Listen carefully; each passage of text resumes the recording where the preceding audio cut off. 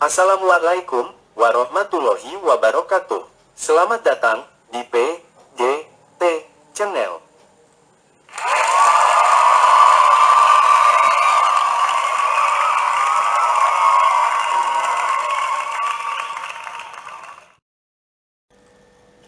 Materi pembelajaran kita pada kesempatan hari ini yaitu TIK, Teknologi Informasi dan Komunikasi, untuk SDMI kelas 4 sederajat. Bab 4. Pemrograman dalam kehidupan sehari-hari. Materi yang dibahas ada dua, yaitu 1. Pemrograman. 2. Merancang aktivitas pemrograman dalam kehidupan sehari-hari. Saat ini, komputer semakin banyak digunakan dalam kehidupan sehari-hari. Kehidupan menjadi semakin modern dengan semakin meluasnya akses masyarakat ke dunia digital. Sistem pembayaran mulai banyak menggunakan uang digital. Televisi dapat tersambung ke internet. Kita dapat menggunakan GPS atau Global Positioning System untuk menunjukkan letak suatu tempat atau objek. Semakin banyak orang berjualan online. Komputer bahkan dapat membantu para seniman membuat musik dan film. Semua itu tak lepas dari peranan perangkat lunak atau program. Di masa depan, perangkat lunak akan semakin penting dan para pembuat program menjadi orang-orang yang mengubah dunia. Pembahasan materi pembelajaran yang pertama yaitu mengenai pemrograman. Kamu telah mengetahui bahwa komputer terdiri atas perangkat keras atau hardware dan perangkat lunak atau software. Perangkat keras adalah bagian fisik dari komputer, sedangkan perangkat lunak berupa kumpulan perintah yang dijalankan oleh komputer. Perangkat lunak dapat berupa sistem operasi, yaitu program untuk menjalankan sistem komputer. Contoh sistem operasi adalah Linux, Android, MacOS, dan Microsoft Windows. Selain sistem operasi, ada juga perangkat lunak aplikasi. Perangkat lunak aplikasi adalah program yang menjalankan fungsi khusus, misalnya program untuk membuat dokumen, menggambar, dan membuat animasi. Contoh perangkat lunak aplikasi adalah Microsoft Word, MS Paint, dan Macromedia Flash serta lainnya. Amati bagian berikut agar mudah dipahami. Perangkat lunak dibuat oleh programmer atau pemrogram. Proses yang dilakukan untuk membuat perangkat lunak disebut programming atau pemrograman. Programming disebut juga coding. Perhatikan bagian berikut. Perangkat lunak berperan dalam mengendalikan kerja komputer. Berbagai peralatan seperti oven listrik, lampu jalan, dan mobil dapat bekerja jika ada perangkat lunak. Demikian juga dengan aplikasi dan game di komputer dan telepon pintarmu. Semua peralatan tersebut tidak akan dapat bekerja jika tidak ada perangkat lunak. Dengan pemrograman, kita dapat menciptakan berbagai perangkat lunak atau program yang bermanfaat. Ada banyak manfaat pemrograman dalam kehidupan sehari-hari. Apakah kamu mengetahui hal-hal di sekitarmu yang berkaitan dengan pemrograman? Pemrograman perangkat lunak juga bermanfaat dalam beragam bidang lain. Ayo, pelajari uraian berikut. A. Bidang seni. Pemrograman tidak berbeda dengan seni. Seni adalah ekspresi perasaan manusia dalam bentuk karya. Contoh karya seni adalah pahatan, fotografi, musik, film, lukisan, animasi, kerajinan tekstil, dan kerajinan kayu. Pemrograman adalah cara lain untuk mengekspresikan diri secara visual. Jadi, pemrograman juga dapat dianggap sebagai sebuah seni. Pemrograman juga dapat membantu dalam pembuatan karya seni. Beberapa contohnya sebagai berikut. 1. Menggambar dan mewarnai menggunakan program aplikasi komputer. 2. Mengambil foto dengan kamera digital dan mengeditnya menggunakan program aplikasi komputer. 3. Membuat film dengan kamera video. 4. Membuat animasi dengan program animasi. 5. Mengatur tata lampu pada panggung. 6. Membuat musik dan memberi efek pada lagu. 7. Menulis karya sastra menggunakan program aplikasi komputer. B. Bidang olahraga. Pemrograman juga seperti olahraga. Keduanya membutuhkan kreativitas, ketepatan, perhatian terhadap hal-hal yang kecil, dan banyak latihan untuk menjadi lebih baik. Kini, pemrograman banyak dimanfaatkan dalam bidang olahraga. Perangkat lunak digunakan untuk menunjukkan skor pada papan pertandingan, mengukur ketinggian lompatan atlet, dan mengukur kecepatan berlari. Perangkat lunak khusus juga dimanfaatkan pada jam tangan pelari. Jam tersebut dapat memantau jarak yang ditempuh dan kecepatan lari penggunanya. C. Bidang robotik. Siapa yang tak mengenal robot? Robot adalah mesin yang dirancang untuk melakukan tugas tertentu. Saat ini, robot banyak dikembangkan untuk membantu manusia. Ada robot yang dapat mengantar paket. Ada pula robot yang membersihkan rumah dan menjelajah permukaan planet lain. Robot dapat melakukan banyak hal, seperti bergerak, mengambil barang, dan juga menari. Kemampuan robot untuk melakukan gerakan disebut aktuasi. Robot dapat melakukan aktuasi karena memiliki aktuator yang dianggap sebagai otot dari robot. Materi pembelajaran yang kedua yaitu merancang aktivitas pemrograman dalam kehidupan sehari-hari. Programmer atau pemrogram adalah orang yang membuat program.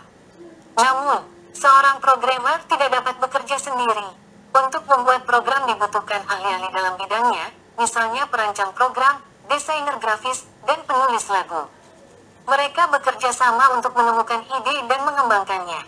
Orang-orang inilah yang disebut sebagai pengembang perangkat lunak atau software developer. Dengan program mereka dapat mewujudkan ide-ide mereka dan menciptakan karya yang mengubah dunia. Apakah kamu ingin menjadi seperti mereka? Jika jawabannya iya, maka kamu harus giat dan disiplin dalam belajar. Perhatikan diagram kerja komputer berikut. Ada 4 proses yang terjadi dalam komputer yaitu input, storage, processing, dan output. Keempat tugas berikut berlaku umum untuk semua perangkat yang disebut komputer. A. Input, mengambil data masuk. Proses input adalah proses pengambilan data, informasi, masuk yang berasal dari perangkat input sehingga dapat disimpan dan diproses oleh komputer. Contoh dari peralatan masukan, input device, diantaranya keyboard, mouse, scanner, mikrofon, dan lain-lain. Alat-alat inilah yang digunakan untuk memasukkan data yang hendak diolah. Seperti halnya keyboard, difungsikan untuk memasukkan huruf, angka, maupun simbol-simbol lainnya ke dalam komputer yang selanjutnya akan diproses. B. Storage, penyimpanan informasi. Informasi data yang kita masukkan ke komputer akan disimpan untuk kemudian diproses oleh komputer. Informasi di komputermu disimpan dalam penyimpanan data primer dan sekunder. Penyimpanan data primer tersimpan pada memori komputer atau RAM.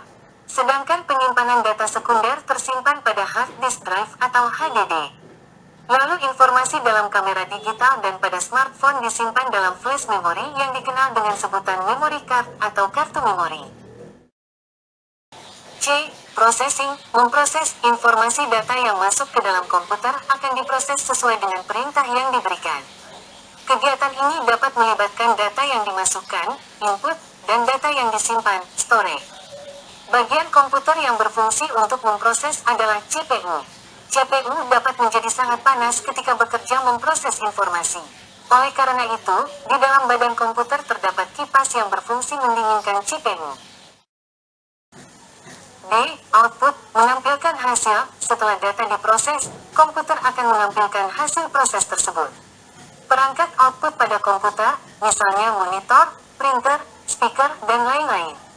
Hasil proses informasi data dapat berupa gambar atau tulisan yang tampak di layar monitor, hasil cetak yang dikeluarkan melalui printer, atau hasil suara yang dikeluarkan melalui speaker. Sekarang kita mempraktikkan dasar-dasar pemrograman dengan memasuki situs https://code.org. Laman situsnya bisa dilihat gambar di bawah ini. Silakan disimak video tutorialnya. Kita akan masuk ke situsnya ke code.org. Sekarang kita seperti biasa kita double klik icon Firefox.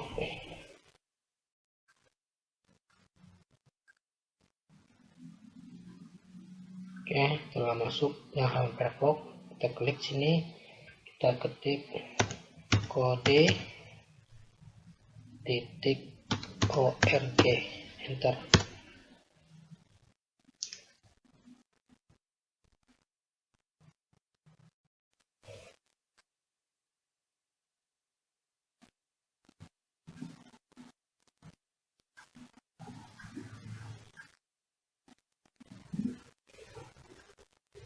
Kita pilih bahasanya,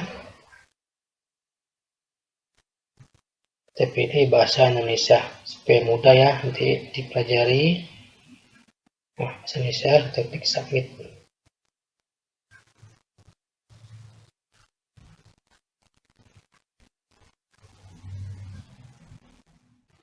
Oke, setelah masuk kita sini pada menu pada laman web code.org, lalu kita pilih siswa ya, karena ini untuk siswa. Kalau sebagai guru atau pendidik, pilih pendidik.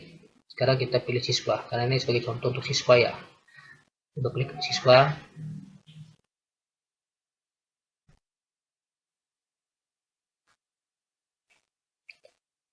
Oke, setelah masuk, nah di sini tampilannya ada lagi ya. Siapapun bisa belajar ilmu komputer. Nah, ini bisa kita lihat kilat pre-reader dari usia 4 sampai 8, kursus kilat dari usia 9 sampai 18 dan seterusnya ya. Nah, lalu yang ingin kita pelajari atau kita praktekkan yaitu kursus C ya, usia 6 sampai 10. Ini kisaran dari kelas TK sampai kelas SD kelas 45 lah, SD kelas 45. Oke, kita double klik ya.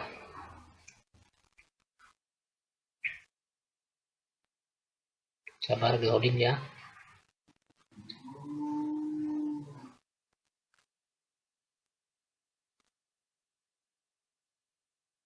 Nah, ini kita telah masuk ya ke kursus C.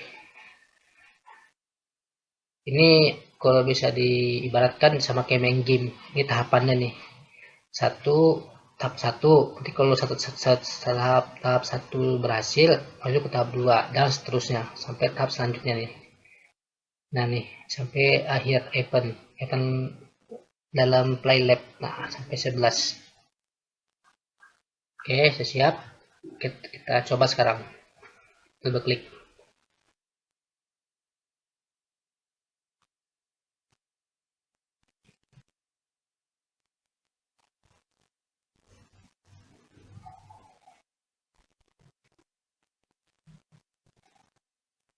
Nah, ini ada video pengantarnya ya, Code Studio dari bawaan dari website code.org.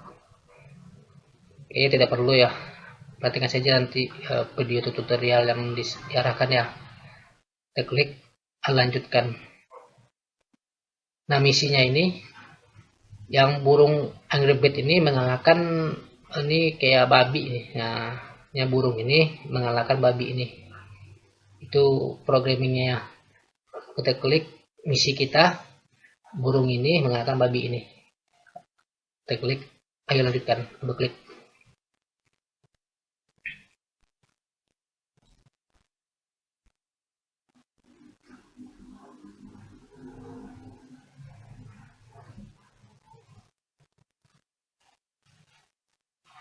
Sabar di loading ya. Nah, ini sudah masuk ya. Nah, ini instruksinya. Untuk puzzle ini, pindahkan semua balok sekaligus dan klik jalankan untuk memulainya. Kita klik OK aja ya. Burung ini untuk makan babi ini berapa tahap? 1, 2. Nanti 2 langkah ya. Gerak majunya 2. 1, 2. Jalankan. Oke. Berhasil kita. Nah, kalau berhasil, kita maju ke tahap selanjutnya. Tuh, ada tulisan. Ore, Anda berhasil menyelesaikan puzzle kedua. Anda baru saja menulis 2 baris kode. Nah, kita lanjutkan. Ini sebagai contoh aja ya. Nah, di sini banyak tadi nih langkah-langkahnya. Ini sebagai contoh aja.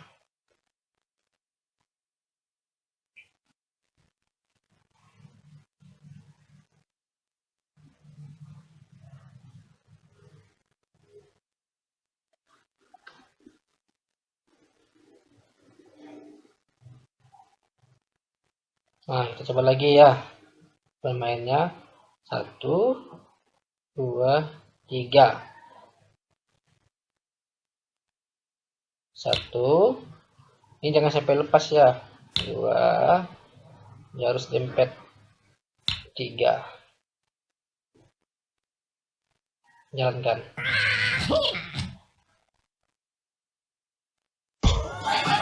Nah,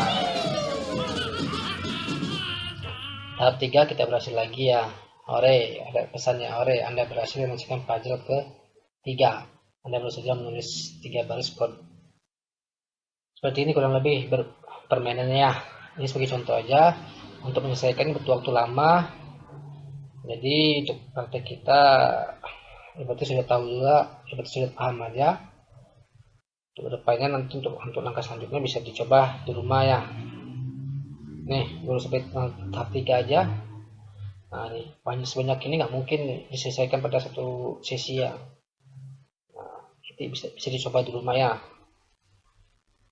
Oke, berarti praktek kita dalam pemrograman aktivitas sehari-hari telah kita coba melalui laman web code.org. Itu artinya praktek kita, latihan kita dalam memprogram kegiatan atau aktivitas sehari-hari dan kehidupan telah berhasil. Tetap semangat dan selamat mencoba. Setelah kamu menyimak video tutorial dari mempraktikkan dasar-dasar pemrograman, maka pada kegiatan tersebut kamu telah melakukan dan mempelajari 3 langkah dalam programming atau pemrograman, yaitu 1. Sequencing, yaitu menyusun urutan yang harus diikuti oleh suatu program. 2. Looping, yaitu mengulang perintah yang diberikan. 3. Debugging, yaitu mencari kesalahan pada sebuah program. Pada permainan yang telah kamu lakukan, masalah yang harus diatasi adalah membantu burung merah untuk mengalahkan musuhnya. Untuk menyelesaikan masalah tersebut, kita memerlukan algoritma. Berikut narasi dan diagram alir, flowchart, dari permainan tersebut. Silahkan dilihat. Narasi 1. Burung merah berjalan. 2. Jika burung merah menemukan musuh, maka tangkap. 3. Jika burung merah tidak menemukan musuh, maka kembali berjalan. Bisa dilihat diagram alirnya atau flowchart sebelah kanan ini agar bisa dipahami. Setelah materi pembelajaran telah usai dibahas, maka rangkumannya sebagai berikut. 1. Perangkat lunak dibuat oleh programmer atau pemrogram. 2. Programming atau pemrograman adalah proses menulis, memperbaiki, dan menguji sebuah perangkat lunak atau software. 3. Perangkat lunak, software, adalah kumpulan perintah yang dijalankan oleh komputer. Perangkat lunak berperan dalam mengendalikan kerja komputer. 4. Dengan pemrograman, kita dapat menciptakan berbagai program dan perangkat yang bermanfaat. 5. Berbagai benda di sekitar kita yang dapat bekerja dengan bantuan pemrograman antara lain komputer, lampu lalu lintas, dan mesin ATM. 6. Pemrograman dimanfaatkan dalam berbagai bidang antara lain seni, olahraga, dan robotik. 7. Untuk membuat program dibutuhkan sekumpulan ahli yang disebut sebagai pengembang perangkat lunak atau software developer.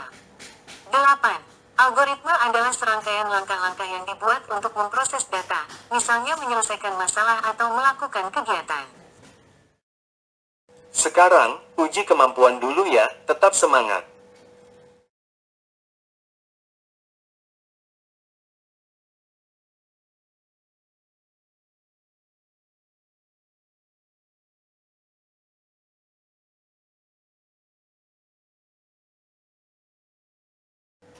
Setelah uji kemampuan selesai dikerjakan, maka berakhir pula materi pembelajaran kita pada saat ini. Silahkan, tunggu video pembelajaran berikutnya. Wassalamualaikum warahmatullahi wabarakatuh.